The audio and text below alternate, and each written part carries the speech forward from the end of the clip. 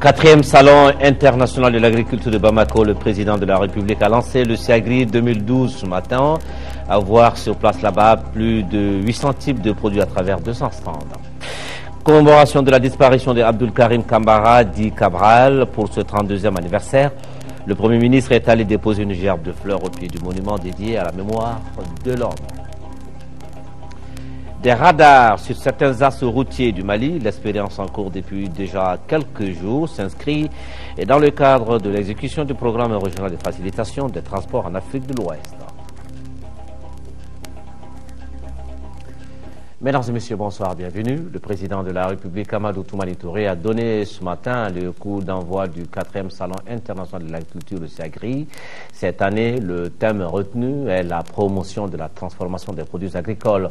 Et sur le site du Palais de la Culture, Amadou Ampateba, plus de 800 types de produits sont exposés à travers environ 200 stands. En visitant le salon, le chef de l'État s'est dit convaincu que l'agriculture est un secteur sur lequel le Mali peut compter. Amadou Sankari. C'est sur les berges du fleuve Niger que le 4e salon international de l'agriculture SIAGRI s'est installé. Un salon qui, tous les 2 ans, expose les différentes potentialités agricoles de notre pays. Un espace qui permet aux différents acteurs du secteur d'échanger leur expérience dans le domaine. Pour ce faire, plus de 150 stands ont été installés. Ici, on retrouve des produits et engins agricoles, mais aussi d'autres technologies pour donner plus d'élan à cette activité. Cette initiative, soutenue dès au départ par le gouvernement et portée par l'Assemblée permanente des chambres d'agriculture du Mali, APECAM, vient comme pour faire le bilan de la marche agricole du pays. Avec le thème promotion de la transformation des produits agricoles, les organisateurs de ce salon veulent valoriser les différentes productions agricoles qui demeurent un véritable challenge. Le défi majeur pour notre pays aujourd'hui est sans nul doute la transformation de nos produits agricoles, qui consacre les thèmes retenus pour cette édition 2012 et pour porter la valeur de nos produits transformés à un niveau de compétitivité acceptable dans les expositions internationales. De la participation journalière d'environ 5000 visiteurs simples et professionnels, de la participation de plusieurs pays d'Afrique, d'Europe, d'Amérique et d'Asie, de l'exposition d'environ 800 types de produits par une centaine d'exposants au niveau d'à peu près 150 stands, de l'organisation d'une vingtaine de communications liées aux préoccupations majeures des professionnels agricoles du Mali. Le président de la République, Amadou Toumani Touré, a passé près de 3 heures d'horloge à visiter les stands, à toucher aux produits et à discuter avec les différents exposants. Une visite qui conforte le chef de l'État dans sa vision que l'agriculture est un secteur sur lequel le Mali peut compter. J'ai vu évoluer les 4 premiers salons et j'ai vu une amélioration continue. Mais aujourd'hui, ce qui m'a frappé, d'abord, c'est la variété, c'est le nombre des exposants, c'est la qualité exposé. Et surtout, ce qui m'a le plus impressionné, c'est la série des transformations. Et dans la transformation aussi, c'est la variété dans la transformation et surtout la qualité de l'emballage. Parce que c'est là que se reconnaît d'abord la marchandise. C'est mieux emballé, mieux préparé. Et lorsque j'ai discuté avec les hommes et les femmes, ils m'ont dit, nous venons du Salon d'agriculture de France et nous avons fait un travail remarquable et nous avons fait très bon marché. Ce qui veut dire que ça a très très bien marché. Donc je voudrais vraiment profiter de l'opportunité qui m'est offerte pour encore, moi je suis convaincu déjà, je n'ai pas besoin d'effort, de convaincre ceux qui hésitent encore. Je pense que la principale richesse de notre pays, c'est le monde agricole. C'est l'élevage, la pêche, l'agriculture avec grand A. J'ai vu également la partie animale. Eh bien j'ai vu Tyson, on me dit qu'il fait 1 tonne. Il coûte 3 millions. Et lorsque j'ai vu également la qualité des moutons, j'ai vu également l'amélioration qui a été faite. Et j'ai vu aussi, pour ce qui concerne la volaille, j'ai vu également la pisciculture et tout le reste. J'avoue qu'aujourd'hui, j'ai dit tout simplement que le salon a été remarquable. Comme vous avez pu le constater, c'est le Mali agricole dans son ensemble qui s'est mobilisé ici pour la 4e fois consécutive pour ce salon international de l'agriculture avec un seul objectif, tirer ce secteur vers le haut. Voilà, merci Amadou Sankaré, le président de la République, qui inaugurait également hier après-midi au CHU du Point G la deuxième unité de dialyse de l'établissement sanitaire. Composée de 10 nouveaux générateurs et d'une salle de traitement d'eau, elle a une valeur de 170 millions de francs CFA. La deuxième unité de dialyse du Point G est le don d'un opérateur économique malien de la diaspora, Boubacar Di Batalibi Cissé, PDG des établissements Cissé, un reportage de Daouda Sidiki Diarra. Ceci est une bonne nouvelle pour les malades souffrant d'insuffisance rénale. Le centre hospitalier universitaire du Point G vient d'être doté d'une deuxième unité de dialyse de 10 nouveaux générateurs et d'une salle de traitement d'eau d'une valeur de plus de 170 millions de francs CFA. Le généreux donateur est Boubacar Di Bataliba Cissé, PDG des établissements Cissé, opérateur économique malien de la diaspora. Chaque citoyen a un devoir vis-à-vis de ce notaire. Donc c'est notre devoir. Et je suis fier aussi, je suis très content de mon jeune frère, s'il a pensé à ça, pour doter ça au Point G et pour le gouvernement malien, c'est pour tous les citoyens maliens. Il s'agit pour nous de booster notre plateau technique par rapport à ce matériel-là. Nous étions déjà depuis 2001 dans un créneau de celluliochirurgie. Et cette celluliochirurgie couplée à tout ce qu'il y a de moderne, du point de vue communication, du point de vue convivialité, vous l'avez dans ce système que nous avons aujourd'hui. Cette unité contribuera à aplanir bon nombre de difficultés et inondera sûrement le cœur au-delà de nos frontières. Les insuffisants rénaux rencontrent un certain nombre de difficultés. D'abord, le problème de dépistage de la maladie. Ensuite se pose avec acuité le problème d'appareil. Il y en a très peu et sont également d'un certain âge. Nous demandons au gouvernement de planifier l'achat d'appareils de dialyse sur 5 ans. Nous retrouvons les malades de tous les pays voisins au Mali pour la dialyse. C'est une question de contribution de chacun et de tout le monde. À l'extérieur, c'est-à-dire dans une formation privée, une séance de dialyse coûte 180 000 francs CFA. Au classique de nos hôpitaux, ça fait 125 000 francs CFA. Le gouvernement de la République du Mali prend tout en charge et laisse aux malades seulement de payer 2500 francs CFA. Et ça, s'il n'est pas à l'assurance maladie obligatoire, ce qui va dire que la somme va baisser. Je pense que le Mali en a fait beaucoup, le Mali en a fait assez, le Mali a le devoir de contribuer, mais chacun aussi doit contribuer à soutenir l'État pour la santé de tous. L'État malien subventionne l'activité de dialyse à travers une dotation annuelle spécifique qui augmente d'année en année. Signalons que cette subvention est passée de 200 millions en 2000 pour atteindre 650 millions en 2012. Ce qui fait du Mali une terre d'accueil des patients venant de plusieurs pays. Je vais citer la Guinée, le Burkina Faso, le Congo, le Gabon. En 2011, le nombre de malades sous dialyse a été de 150 patients qui ont bénéficié de plus de 11 000 séances de dialyse. Dans le cadre de la déconcentration de la dialyse, le ministre dira qu'il est prévu d'ici la fin de l'année 2012 d'ouvrir un centre d'hémodialyse à Mopti et à Gao. Il y a 32 ans, disparaissait Abdul Karim Kamaradi Cabral, ancien secrétaire général de l'Union nationale des élèves étudiants du Mali, UNEM. C'était le 17 mars 1980.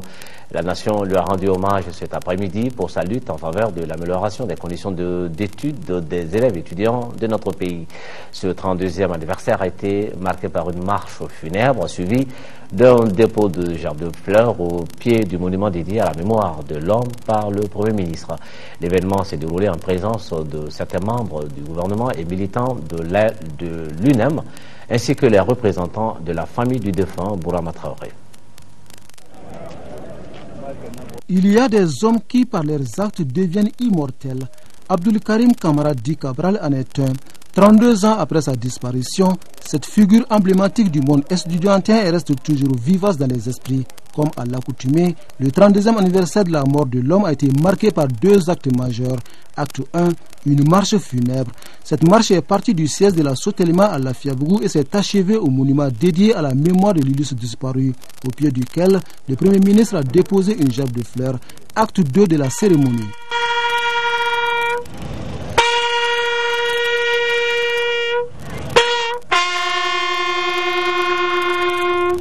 Le 32e anniversaire de la mort d'Abdulkarim Kamara Di Cabral intervient dans un contexte de crise au nord du Mali. Une raison suffisante pour placer l'événement sous le thème du renforcement de l'unité nationale. Nous qui avons connu Cabral intimement, nous pouvons dire aujourd'hui qu'il se serait porté volontaire malgré l'âge pour la défense de la patrie. Il aurait escaladé monts et vaux pour porter le message de ralliement de tous sous la bannière de notre armée nationale afin de restaurer l'honneur et la dignité de tous, de toutes les filles et de tous les fils de ce pays mien qui n'aspirent qu'à vivre dans la paix et l'harmonie. Pour le Premier ministre, l'anniversaire de la mort de Cabral reste un moment d'émotion mais également de communion autour des idéaux d'un homme qui s'est battu pour les valeurs de liberté, de sacrifice et de démocratie. On vient se recueillir à sa mémoire et à la mémoire de tous nos martyrs tombés soit pour l'école, soit pour l'avènement de la démocratie dans notre pays. Nous tenons ici à lancer un appel aux élèves, aux étudiants, en ces temps où notre pays traverse une situation difficile dans la partie septentrionale, pour leur demander de s'atteler à leurs études, à prendre du courage, à cultiver le sens du patriotisme et du civisme et se consacrer à leurs études pour que nous puissions avoir des ressources humaines de qualité, des ressources humaines qui vont prendre le relais demain pour construire ce pays. C'est pour réaffirmer son attachement à l'unité nationale que l'amicale des militants et sympathisants de l'UNEM a remis une enveloppe de 500 000 francs CFA au Premier ministre, une somme destinée à l'armée dans sa défense de l'intégrité nationale. C'est un élan de solidarité nationale que nous constatons dans le pays et nous ne pouvons que le saluer. L'AMSUNEN s'est identifié par d'autres actions en nous accompagnant à apaiser l'école, à développer la performance au niveau de l'école. Et ça ne nous étonne pas qu'aujourd'hui, qu'ils puissent manifester leur solidarité à l'égard des forces armées nationales. Nous les en remercions beaucoup. Pour mémoire, Abdulkarim Kamara Di Cabral est décédé le 17 mars 1980. À l'époque, il avait 25 ans, mort donc à la fleur de l'âge. Même cérémonie d'hommage à l'école Abdulkarim Kamara Di Cabral à Badalabougou ce 17 mars 2012. Une journée qui s'inscrit dans le cadre de la semaine des martyrs et marquée par la poésie, la danse, les chants et les pièces de théâtre. Un thème principal, la paix et la sécurité au Mali. L'école et l'amicale des anciens militants et sympathisants de l'Union nationale des élèves et étudiants du Mali, AMSUNEM, ont saisi l'occasion pour organiser une consultation gratuite en Orel pour les élèves. Le reportage de Salima Tandao. Oui, les vrais messagers de l'espoir. Comme tous les ans, l'amicale des anciens militants et sympathisants de l'Union nationale des élèves et étudiants du Mali commémore l'anniversaire de la mort de leur camarade Abdulkarim Kamara Di Cabral avec l'école qui porte son nom, une façon pour eux d'enseigner et de perpétuer la vision de cet homme fort de caractère pour un Mali juste et meilleur.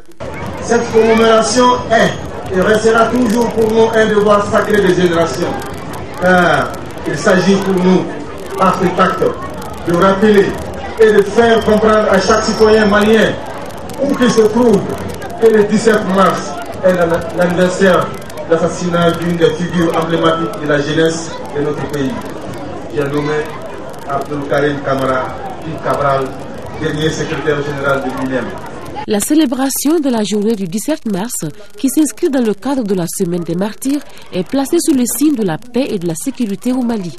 Les élèves en ont largement fait cas dans leurs chants, danses, poèmes et pièces théâtrales. Pour les élèves, Cabral est une référence. L'amicale des anciens militants et sympathisants de l'Union nationale des élèves et étudiants du Mali a beaucoup apprécié le message que les élèves ont transmis au peuple malien à travers leurs différentes prestations. Dans un des sketchs, nous voyons les rebelles qui sont venus Et après, l'armée nationale, c'est vrai, a reculé. Après, l'armée est revenue et elle a pris le dessus. Mais malgré tout, il y a des médiateurs à l'interne qui sont arrivés pour demander à ce que rébellion et armée nationale, que la population se réconcilie. L'Amsunem croit profondément que nous avons les ressources nécessaires pour résorber cette crise du Nord. La journée commémorative du 32e anniversaire de la mort d'Abdul Karim Kamara Di Cabral a été marquée par une consultation gratuite des élèves en ORL. Le Mali déterminé à tenir les élections aux dates prévues. C'est dans ce cadre que Gao a accueilli une délégation ministérielle conduite par le général Kafougouna Koné, ministre de l'administration territoriale et des collectivités locales.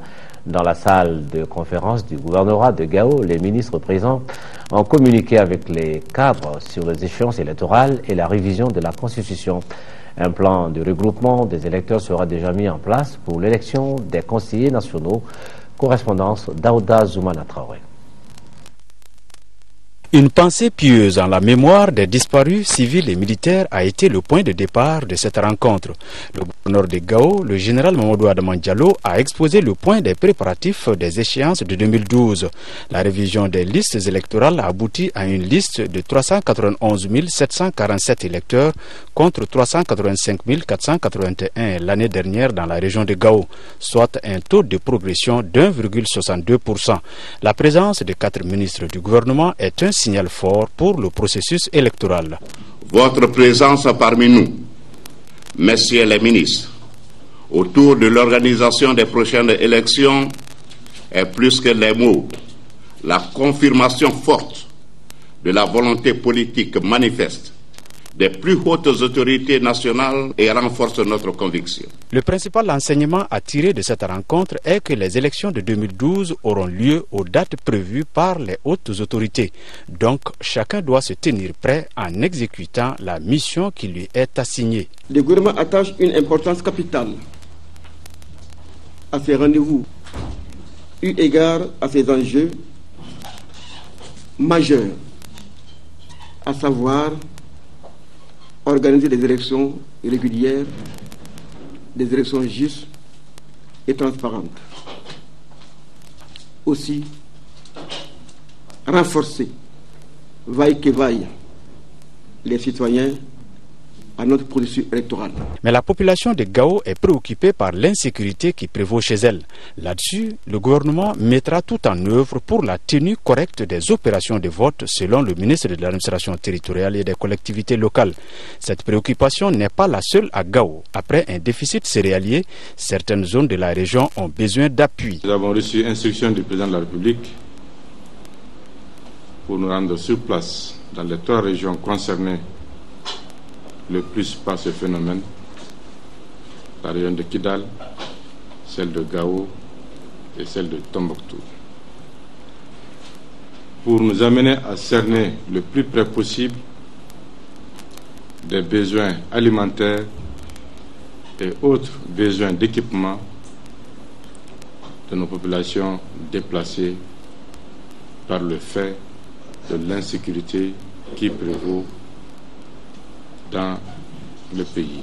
L'un des volets de cette mission a été la révision très prochaine de la Constitution. Cette loi de révision de la Constitution, dans sa forme, conserve sans changement plus de la moitié des dispositions du texte de 1992. Dans le fond, en plus d'une légère réformulation du préambule et de certains articles, réformulation imposée notamment par l'institution d'une seconde chambre et la consécration, en plus du français, des langues nationales comme langue d'expression officielle, la loi comporte des réaménagements significatifs. Toutes ces innovations sont inscrites dans 105 articles qui constituent l'ossature de la loi. Les communications vont bon train en vue de mettre le contenu de ce projet à la disposition de tous les citoyens. Ce sont 3 ou 4 départements largement impliqués dans l'organisation des élections qui ont ensemble élaboré un plan de communication, un programme de communication consolidé avec des approches sectorielles, mais également avec une approche transversale. Deux grandes phases. La phase information, explication, formation. Ensuite, la phase mobilisation, sensibilisation. Après la réussite du recensement administratif et de la révision des listes électorales pour le besoin de la cause, les autorités administratives, politiques, les notables et toute la population de Gao sont plus que jamais déterminés à réussir ces échéances à venir, car, dit-on, un seul doigt ne peut soulever un caillou, si minime soit-il. La jeunesse du Parti pour le développement économique et la solidarité, le PDS, a organisé une conférence et c'était pour soutenir notre armée dans l'accomplissement de ses missions. Une jeunesse que j'ai dit profondément indignée par les attaques criminelles perpétrées sur notre territoire par des bandits armés. Elle est déterminée à participer à l'effort de solidarité nationale en faveur des forces armées et de sécurité du Mali. Le compte rendu de Adama Tangara. En ces moments difficiles où notre pays est confronté à une adversité sans précédent, menacé qu'il est dans ses fondements et faisant face à une vaste tentative de déstabilisation politique et de désintégration territoriale, la jeunesse du PDS, le Parti pour le développement économique et la solidarité, à travers cette conférence, a dénoncé des exactions. Cette jeunesse est convaincue que la perpétration de crimes tels que ceux commis contre des soldats et de simples citoyens à Aguelok, Tessalit, Ombori et ailleurs n'a rien à voir avec des revendications politiques. Rendons hommage à ces braves soldats. Aucun démocrate ni aucun Malien ne saurait tolérer de tels actes, dignes de notre époque et indignes de cette terre des hommes qu'est le Mali. Pays de brassage, de convivialité, de tolérance, d'acceptation de l'autre. Nous sommes prêts également à nous mettre à la disposition du pays pour combattre aux côtés de nos forces de sécurité. Lorsqu'une jeunesse est debout, un pays ne peut jamais être à terre. À l'instar de la jeunesse de notre parti, avoir une pensée pieuse pour Cabral, à travers Cabral, tous nos martyrs, tous les hommes et les femmes qui ont péri pour le Mali. Je voudrais avoir une pensée pieuse également pour nos hommes qui aujourd'hui combattent les armes à la main, pour défendre ce que nous avons de plus sacré, l'unité et l'intégrité de notre pays. Ces jeunes gens engagés dans le froid et dans la chaleur du désert, pour l'idéal d'un Mali commun, se battent pour nous tous. Et je voudrais que Allah subhanahu wa ta'ala accueille pour ceux qui sont tombés leur âme au paradis. Pour la circonstance, la jeunesse du PDS a collecté la modeste somme de 500 000 francs CFA pour soutenir nos militaires. Elle demande aux autorités compétentes de renforcer et d'amplifier les efforts consentis pour venir à bout de la crise. Elle encourage aussi toute initiative concourant à la préservation de l'intégrité territoriale du Mali et de l'unité nationale. L'Association des femmes de l'Afrique de l'Ouest, AFAO Mali, en collaboration avec celle des femmes des anciens combattants, veuves et victimes de guerre de la commune 4, a organisé une lecture de Coran pour le retour de la paix dans le nord du Mali. Elle manifeste la volonté de ces femmes de contribuer à la consolidation de la paix et de l'unité nationale. Elles ont également présenté leurs condoléances aux familles endeuillées et souhaité prompt rétablissement aux blessés.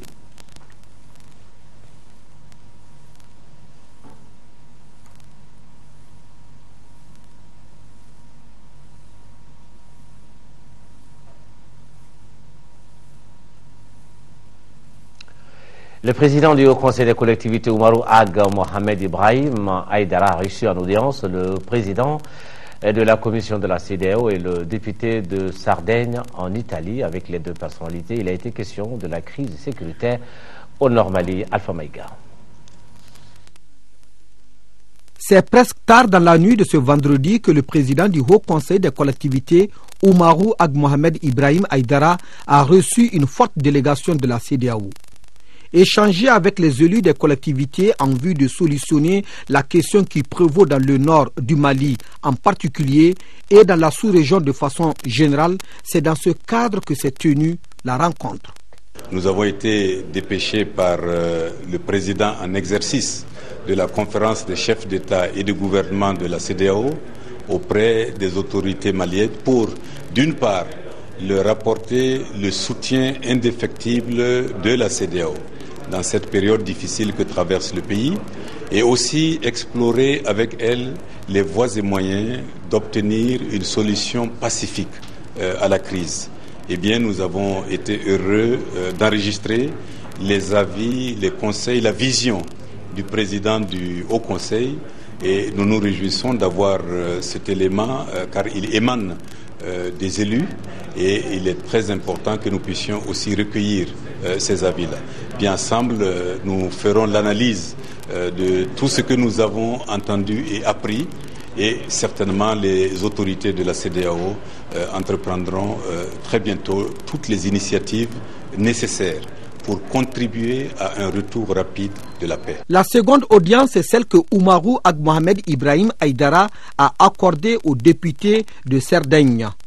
Là aussi, le sujet sur l'insécurité dans le nord du pays a été évoqué entre les deux personnalités. Je suis venu ici pour voir comment sont les choses, comment est la situation et quelles sont les priorités pour les enfants qui malheureusement ont quitté les écoles qui j'aide normalement avec mes amis. Rappelons que la région Serdaigne en Italie appuie depuis un certain temps le développement local au niveau du cercle de Gundam, notamment dans le domaine scolaire. Le ministère de l'Équipement et des Transports en campagne de sensibilisation des conducteurs au respect de la réglementation en vigueur en matière de limitation de vitesse sur les axes routiers du Mali. Déjà 5 radars de contrôle de limitation de vitesse acquis dans le cadre de l'exécution du programme régional de facilitation des transports et transit en Afrique de l'Ouest sont fonctionnels. Abdrahman Maïga.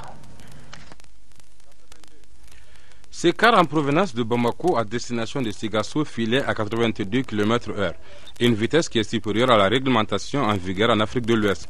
Selon cette réglementation, les véhicules légers ne doivent pas dépasser 90 km/h, les véhicules de transport en commun et autres gros porteurs doivent circuler à 70 km/h. C'est dans le souci du respect de cette réglementation que le département de l'équipement de transport a initié une campagne de sensibilisation des conducteurs et des passagers sur la limitation de vitesse.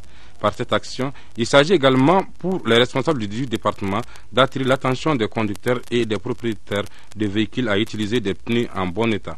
Deux facteurs dont le respect permet d'éviter des surprises désagréables sur la route. Pour ce faire, le peloton moto de la gendarmerie nationale appuie le département dans cette tâche et bien entendu avec des radars de limitation de vitesse. Ce matériel fonctionne en le tenant et en fixant le véhicule qui vient d'en face ou bien qui fait dos. Et on fixe la plaque. Quand on fixe la plaque, la vitesse à laquelle le véhicule roule s'affiche directement sur l'écran. Nos statistiques ont montré que la plupart des accidents, la cause majeure, c'est l'excès de vitesse et l'utilisation des pneus usagés. Voilà pourquoi la Direction nationale des transports terrestres, maritimes et fluviaux a choisi cette campagne de sensibilisation dans le cadre du PRF-TAO. Ces radars acquis dans le cadre de l'exécution du programme régional de facilitation de transport et de transit en Afrique de l'Ouest déterminent avec certitude la vitesse d'un véhicule en mouvement à partir de 500 mètres. Le problème qui se pose est que le code de la route malien ne prévoit pas de sanctions en cas d'excès de vitesse. Il n'existe pas de texte d'application de cette sanction, mais puisque nous sommes en matière de droit, on peut toujours réprimer. Faisant référence aux infractions d'ordre général, on peut le réprimer sous ce temps-là. Et c'est pour cela que après avoir constaté que dans le code de la route actuel, il y a plusieurs dépenses, nous avons jugé nécessaire et sinon c'est impératif que le code de la route soit relu. En attendant la fin de la relecture du code de la route en République du Mali, ces radars permettront certainement au département de l'équipement et des transports de jouer un rôle déterminant dans la réduction des accidents de la route. Les journalistes qui s'engagent à respecter l'éthique et la déontologie dans le traitement des informations relatives à la promotion et à la protection des droits de l'enfant, ils l'ont fait savoir à travers la signature de la Charte des médias pour le respect des droits de l'enfant au Mali. Étaient présents à cette cérémonie de signature plusieurs membres du gouvernement, le représentant de l'Assemblée nationale et les responsables et partenaires intervenants dans le domaine. Un reportage de Ramata Konaté. Une dizaine d'articles traitant entre autres de la dignité de l'enfant, de sa liberté d'expression et de son accès à l'information, voilà en résumé le contenu de la charte des hommes de médias pour le respect des droits de l'enfant au Mali. Élaborée par la coalition malienne des droits de l'enfant et ses partenaires, la charte s'appuie sur les instruments juridiques déjà existants pour la promotion et la protection des droits des tout-petits. Il est dit que les enfants ne doivent plus être l'objet d'interrogation par la presse si à certains instants il ne faut pas aussi sortir le visage de l'enfant. Ça peut créer ou bien causer des dommages à l'enfant. Il y a plein de choses qui peuvent être non seulement bénéfiques pour nous, les défenseurs des droits de l'enfant, mais qui peut aussi être bénéfique pour vous, les organes de presse. Raison pour laquelle les journalistes ont adhéré à cet outil indispensable pour le respect de l'éthique et de la déontologie, des éléments incontournables pour le traitement professionnel de l'information. Si en cette importante charte, les journalistes s'engagent surtout à protéger les droits des enfants, un droit qui est sacré et qui est consacré par nos textes fondamentaux. Il s'agit désormais pour les journalistes d'observer des requisites quant à l'image des enfants et surtout quant à leurs droits dans les publications des différents journaux. Le processus d'élaboration de la charte des médias pour le respect des droits de l'enfant au Mali a débuté en 2009. Le ministère des Relations avec les institutions de la République et la radio Benkan, en partenariat avec les radios Djekafo et Guintan, viennent également de signer une convention d'un montant de 5 345 000 francs CFA. Cette convention engage ces radios à insérer dans leur programme les émissions d'information et de sensibilisation sur la démocratie, les règles du jeu, les élections, les institutions de la République, les valeurs. Le ministère, quant à lui, prend en charge la formation des animateurs en vue de leur permettre de faire face à cette mission. Le représentant du ministre de la Communication, porte-parole du gouvernement, a salué cette initiative qui va aider à relever le défi de l'organisation des élections 2012 dans notre pays.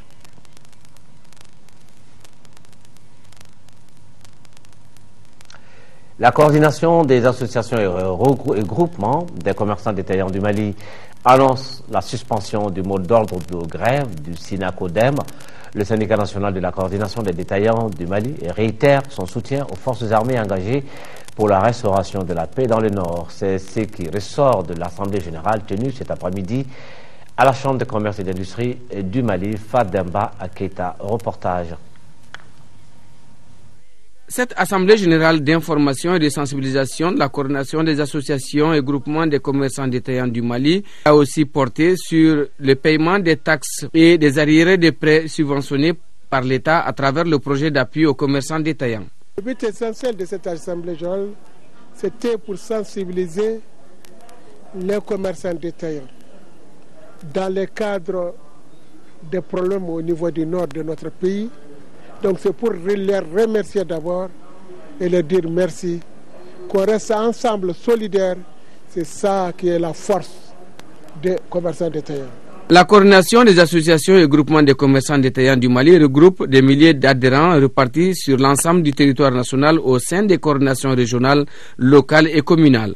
Elle se fixe comme entre autres objectifs la défense des intérêts matériels et moraux des membres, l'appui à l'organisation du commerce grâce à la formation, le financement, la sensibilisation et l'éducation citoyenne.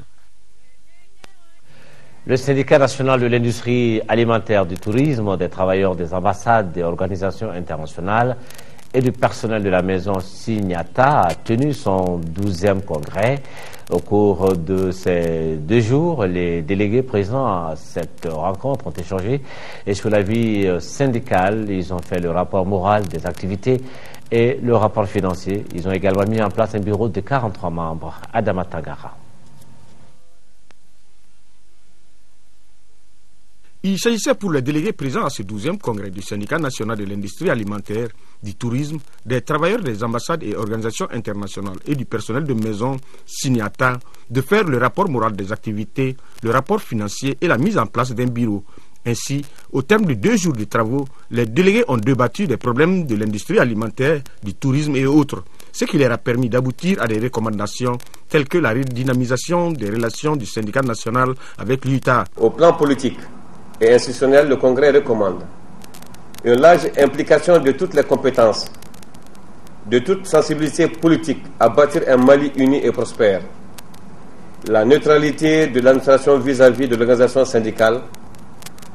Le Congrès exige d'éviter le licenciement abusif, la précarité des emplois, la fraude, la concurrence déloyale et la contrefaçon.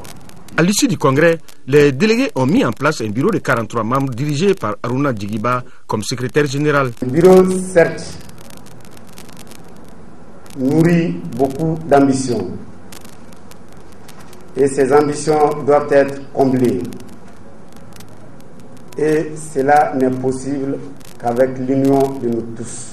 A rappelé que le signataire a pour but essentiel la défense des libertés syndicales, le respect des libertés individuelles et collectives des travailleurs de l'industrie alimentaire et autres.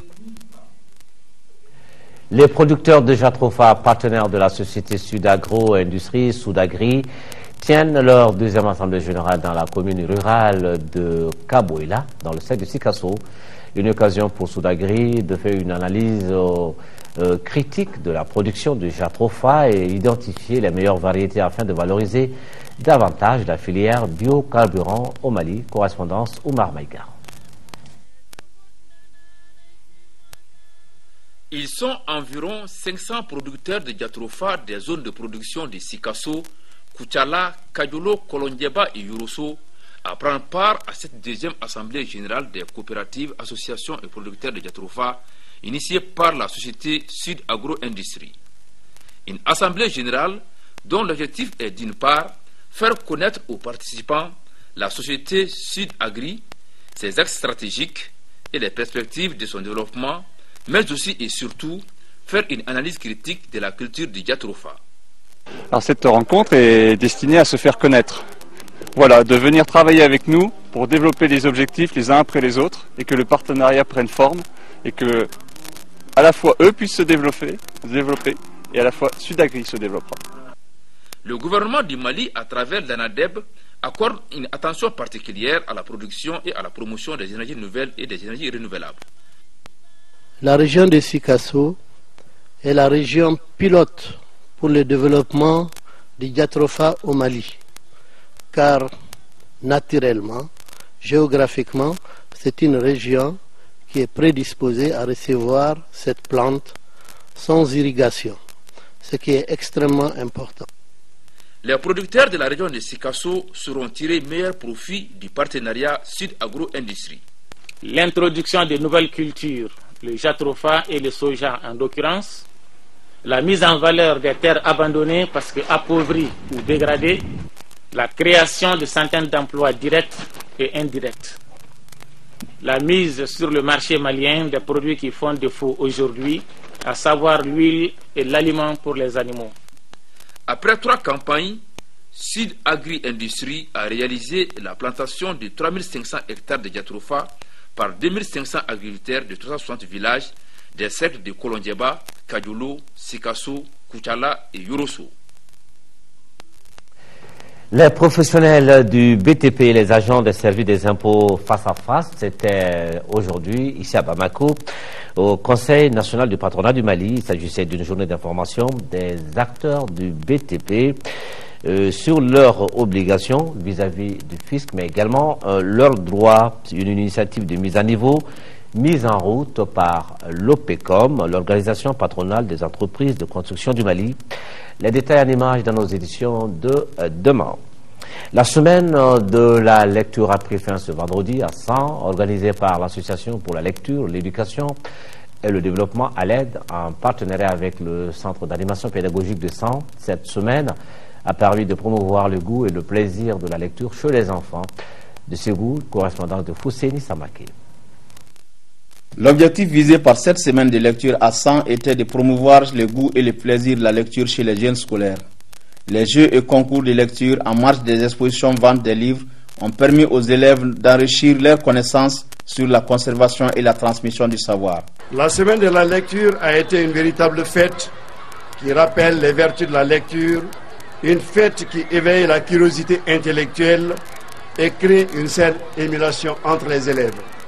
La lecture est à la fois un outil au service des différentes matières enseignées à l'école et un support pour la détente. Il s'agit de créer le goût et l'habitude de la lecture chez les enfants. Comme vous le savez très bien, les enfants ont un niveau faible pour les apprentissages. Cela est dû à plusieurs facteurs, principalement celui de la lecture. Les autorités scolaires des centres ont demandé une implication de tous et de chacun afin que la lecture fasse partie du quotidien de l'enfant. Vous avez vu, les meilleurs sont dans des écoles dotées de bibliothèques. Donc si toutes nos écoles étaient dotées de bibliothèques, vous allez voir quel impact nous allons avoir. Et nous sommes sûrs et certains, le partenariat que nous nouons avec ALED pourrait nous amener très loin en ce qui concerne l'amélioration de la qualité de l'apprentissage dans la circonscription de San. Sur 400 élèves présélectionnés, 40 ont participé à la finale. Des prix d'encouragement ont été décernés aux élèves qui se sont fait distinguer. Depuis une décennie, l'Association pour la lecture, l'éducation et le développement organise cette semaine de la lecture. Une action qui accompagne les responsables scolaires dans la mise en œuvre de la politique d'une éducation performante au Mali. La coalition 160 associations des jeunes dénommée CAJ Mali a procédé aujourd'hui à Makala au lancement d'une campagne de sensibilisation pour une mobilisation générale pour le référendum 2012. La cérémonie de lancement a été présidée par le sous-préfet Daouda Diarra, Ségou, correspondance Honoré Tchénou. Ces contacts de la coalition des associations de jeunes CAJ Mali avec la jeunesse de Markala visent à sensibiliser et encourager en vue d'assurer un oui massif lors du référendum constitutionnel du 29 avril prochain. Il s'agit pour nous jeunes, CAJ de nous inscrire dans le débat public pour jouer pleinement le rôle qui est le nôtre en tant que force de proposition et de changement.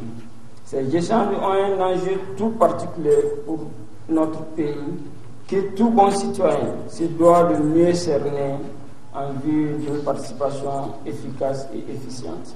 La connaissance des points à amender dans la Constitution est d'autant plus importante que le président de la coalition a tenu à expliquer la pertinence de ces réformes politiques. Hormis cela, CAJ Mali a accordé une mention spéciale à la crise qui prévaut au nord de notre pays. Au travers de cette grande ambition, je le dis avec beaucoup de gravité, c'est tout simplement le destin de notre nation et de chacun d'entre nous qui est en jeu. C'est un défi immense dont dépendent le rang et le rayonnement de notre pays dans le monde. De même que notre capacité à renouer avec une croissance forte et durable. Le nord de notre pays, depuis un certain temps, fait l'objet d'attaques perpétrées contre des populations civiles et des militaires de la République. Je voudrais saisir cette occasion à Markala pour demander aux différents protagonistes de poser les armes et de privilégier la voie du dialogue. Le maire de la commune rurale de Markala et le sous-préfet ont à leur tour invité les compatriotes à une adhésion totale aux réformes politiques. L'importance de la bonne gouvernance dans les politiques de développement du Mali, c'était le thème d'une conférence tenue hier après-midi à la salle de conférence de la FSEC, la faculté des sciences économiques et de gestion de l'université de Bamako. Organisée par la FSEC en partenariat avec la cellule d'appui à la réforme des finances publiques, CARFIP, et la Banque mondiale, elle avait pour but d'éclairer les auditeurs du DSS, les participants, sur la problématique de la bonne gouvernance, la mise en œuvre des politiques publiques et leur évaluation. Fadem Baketa. La politique de développement d'un pays repose sur les programmes et méthodes élaborés par le gouvernement. Cette méthode constitue la stratégie nationale adoptée pour réduire de façon significative la pauvreté. C'est en vue d'édifier les membres du comité de pilotage du DSS, diplôme d'études supérieures spécialisées et les auditeurs en audit comptable et financier que cette conférence a été organisée. Les débats ont permis aux participants de mieux cerner les contours du sujet, à savoir la problématique de la bonne gouvernance, la conception du budget, les finances publiques, le contrôle de la corruption et de la délinquance financière, la problématique des marchés publics. La conférence permettra de rehausser l'image du DSS et de renforcer les capacités des auditeurs du DSS en audit comptable et financier à la FSEC de l'Université des sciences sociales et de gestion de Bamako. Les professionnels du secteur ont saisi la tribune de la Faculté des sciences économiques et de gestion pour souligner les avancées significatives enregistrées dans le domaine. Il faut que les financements extérieurs soient exécutés selon nos normes. Mais comprenez bien avec moi, un budget qui est bien exécuté, les recettes sont accrues, le code des marchés publics est réélu, les financements extérieurs sont exécutés selon nos normes. Que reste-t-il? La gouvernance. En cinquième axe, il dit qu'il nous faut une bonne gouvernance de la gestion des finances publiques. Répondant aux questions posées sur le niveau de vie des citoyens, les conférenciers estiment que la bonne gouvernance dépend de la mise en œuvre d'une politique publique. Cet intérêt de cette conférence sur les étudiants, c'est justement de clarifier les terminologies. Le management, il s'applique à quel espace, quel contexte? C'est le domaine des entreprises et des organisations. La gouvernance, c'est le domaine, évidemment, de ce que j'appelle l'espace public. Et je m'excuse, l'espace public, les acteurs aujourd'hui. L'hôte de la conférence trouve que les efforts d'innovation au sein des universités maliennes doivent être soutenus. À l'issue de cette conférence, qui portait sur un thème d'actualité, l'assistance a pu s'informer sur la stratégie à mener pour asseoir une bonne gouvernance au Mali. La journée de la francophonie, c'est ce 20 mars, et dans ce cadre, les membres de l'association des diplômés de l'université Senghor en Égypte ont organisé ce matin une conférence sur l'université et ses produits. Objectif, échanger avec les étudiants du Mali sur les possibilités de l'octroi de bourses pour d'autres études. Alpha Maïga. Cette conférence est organisée par l'association des diplômés de l'université Senghor en Égypte. À cette occasion, les initiateurs ont choisi comme thème « Université Senghor et ses produits au Mali ». Nous sommes là pour un peu partager la philosophie de l'université, les conditions d'y accéder et l'association qui est là au compte donc des auditeurs, de tous les auditeurs maliens ayant effectué des formations au niveau de cette université pour que nos frères qui sont là, les universitaires, parce que c'est une formation post-universitaire, les donner la bonne information pour s'ils désirent aller se perfectionner, puis qu'ils puissent connaître davantage l'université Senghor et les différentes filières qui s'y trouvent. La conférence s'inscrit dans le cadre de la commémoration de la Journée internationale de la francophonie, une journée célébrée le 20 mars de chaque année. Le représentant du chef de l'État auprès de la francophonie a saisi l'opportunité pour mettre un accent sur la langue. De faire de la francophonie un outil de développement. Développement dans le sens de renforcement de la démocratie, mais aussi démocratie par rapport à la défense de nos cultures locales, de la langue française. Parce que toutes les langues se valent. Il n'y a pas de petites langues, il n'y a pas de langue inférieure. Faire de la langue un outil de formation, d'éducation. Et c'est dans ce contexte qu'aujourd'hui, nous sommes là pour parler de l'université Senghor. La francophonie, c'est un outil de développement. Il y a aujourd'hui 42 ans. Et puis l'ouverture cet après-midi à l'Institut français du Mali d'un week-end consacré au cinéma burkinabé. L'événement s'inscrit dans le cadre des journées de la francophonie. Pendant 3 jours, le public pourra découvrir 4 films du Burkina Faso. C'est aussi l'occasion de mettre en lumière 2 réalisateurs burkinabés venus proposer leur production au public bamakois. La cérémonie d'ouverture était présidée par le ministre de la Culture, Aman Niang, en présence de plusieurs autres personnalités.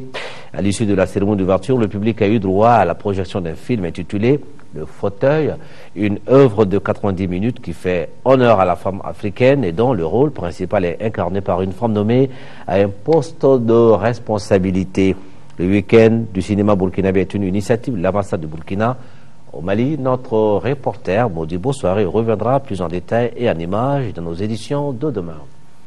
Maintenant, un mot de sport, le football, pour boucler cette édition. C'est avec le championnat national de Ligue 1 qui joue sa 15e journée, synonyme de la fin des matchs allés.